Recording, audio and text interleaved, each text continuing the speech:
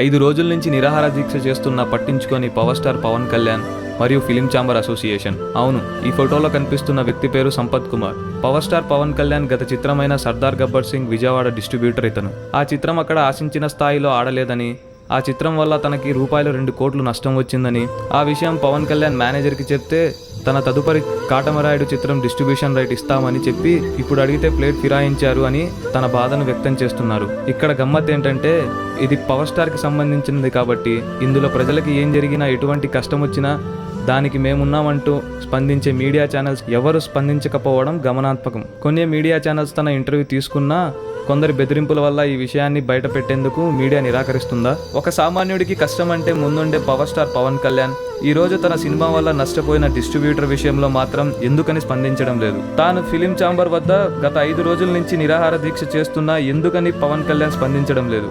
అసలు ఈ విషయం పవన్ కళ్యాణ్కి తెలుసా, లేక తెలిసినా కావాలని పట్టించుకోవడం లేదా? తనకు ఎలాగైనా సహాయం చేయాలని మొరపెట్టుకుంటున్న కృష్ణా డిస్ట్రిబ్యూటర్ సంపత్ కుమార్.